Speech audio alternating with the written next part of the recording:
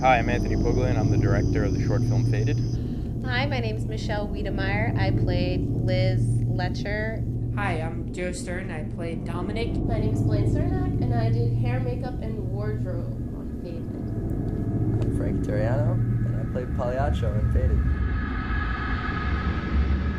I got the idea through my sister. She threw an idea out at me about a schizophrenic going into his first therapy session, and I was really intrigued by the idea, and I had no project at the time, so I started writing some scripts, and I had different ideas of where I wanted the story to go, and I finally landed on one, and we took the project on. We tried to keep everyone very pale, very monotone, very into kind of earth tones for things, and that was the greatest part about working on a thriller like this, was everything getting to be that dark and twisted. Working on a horror film, I think you have to go back to being a kid to realize what would scare you. I found Dominic to be a very interesting character. He's very sad.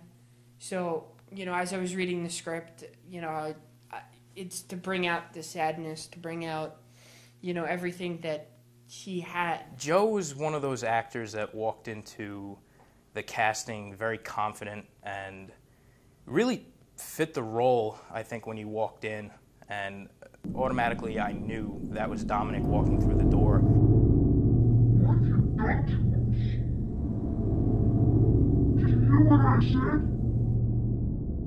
I have to sit in a bloody bathtub with my clothes on. Okay. I've never stuck anybody in a bathtub full of bloody water and said, you have to sit here and pretend you're sleeping. I had to get rid of the pants because they turned purple. But that was one of the more fun days. I don't know. I mean, I really don't think Joe gave me any problems. I mean, he did whine a little bit when it was cold. It was very cold that day. It was really cold out. Blaine asked me if I needed anything, and I said, no, but I'm really cold, and she threw up a blanket. It was cold. Yeah.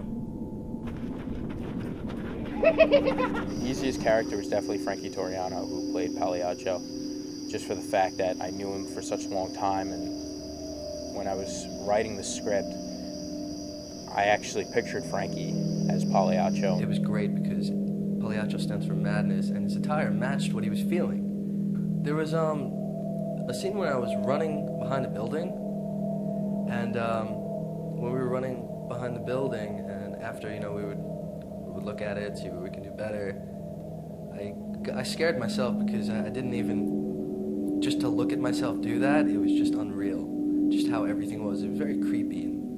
Frankie and I have actually known each other for A long time now. So he didn't mind me poking and prodding stabbing my eyes, stabbing his eyes a little bit. with eyeliner. When I wrote the scene for Pagliaccio, I didn't actually know how he was going to look, and to be truthfully honest, I don't think anyone knew how he was going to look at the end of it. I think the hardest part about doing his makeup was actually coming up with what to do for his makeup. I drew something up after the director, Anthony, had kind of given me a small vision, and then I went, oh my god, I drew this.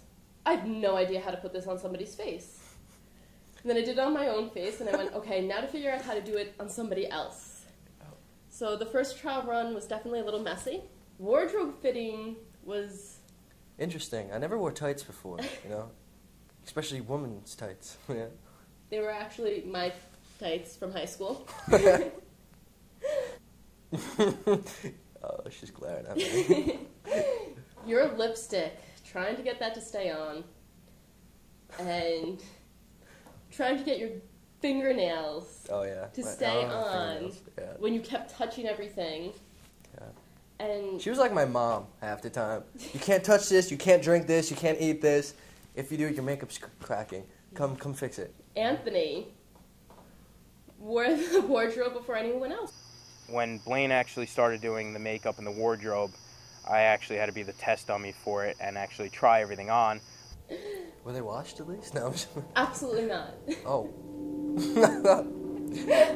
Then I would have died.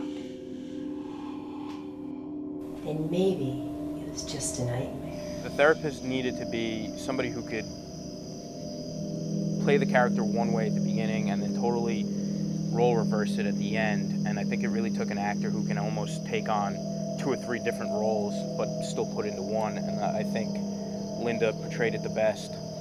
I loved working with Linda. She had so much to say, so much input. Not only did she know exactly how to portray her character, but she was fine with wearing her makeup everywhere and having her hair crazy and letting me put her in a dress when it was winter. And she's the creepiest of all characters, I think, despite the fact that the clown's supposed to haunt your nightmares and everything. I think the therapist creeps me out. She's definitely the most in Dominic's head.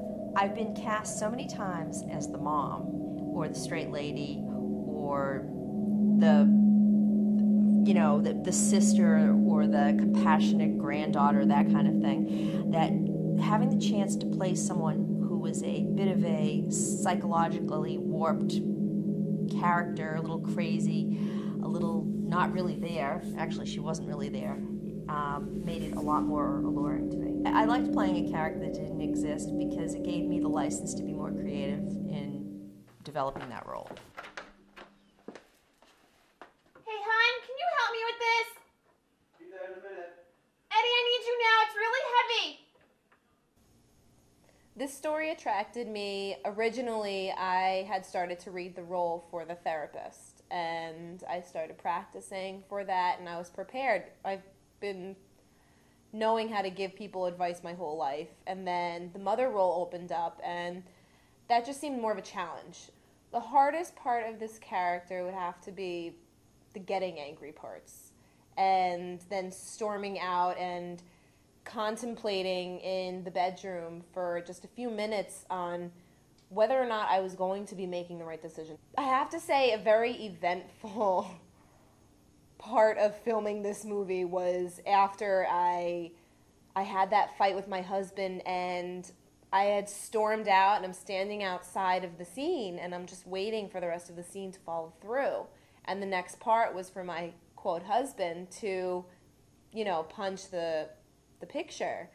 And it's a very emotional scene for him. He's looking at our wedding picture and a happier time, and then all of a sudden, I left him and his world is crumbling, and he punches it, and he actually fully followed through with the punch, and all of a sudden his hand was gushing, and glass makes me freak out to begin with, so I couldn't even be in the room. But I'm an EMT, and when we were in the kitchen, it was definite he needed stitches. Working with Jonathan was fantastic because he let me just take a tub of fake blood and put it coming out of his ears and make it look like there was like a almost hole protruding from his head, and that was definitely something fun. Dad? Bringing Ryan on, it was always smiles, and he was just happy to be there. And working with him was great. I worked with him on my last film, and for such a young kid, he's so mature for his age, and he really understands, and I think he took direction well. Anthony was very straightforward, explained what he wanted, so I could do it. There was really no problem. We got full reign. As long as it was approved at the end, we got to do anything creative that we wanted to. Working with Anthony was really cool. He's a down-to-earth guy. He knows how to give constructive criticism. He definitely knows what he wants to be doing. He knows what he's looking for, and he knows how to deliver all of that information without hurting your feelings or having to be confused. He knows how to tell you what he's looking for.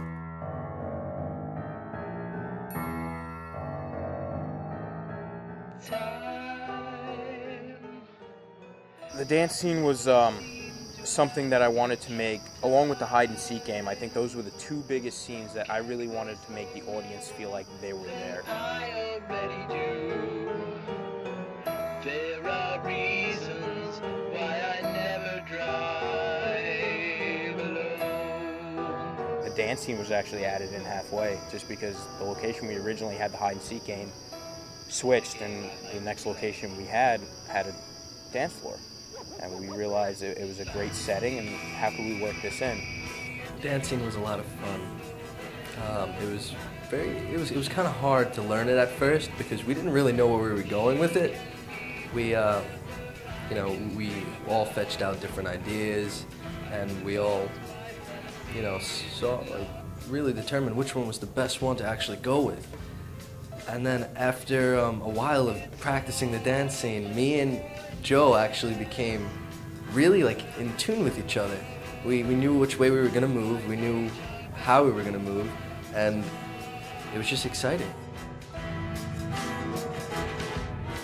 I originally got introduced to the film through a production assistant on the movie, and he introduced me to the cast and crew and said that they were interested in using one of my songs in the film. It involved kind of a dream sequence, if you will, and the song actually has that whole vibe behind it. It actually has, it's kind of a, the song was written from a dream standpoint, actually.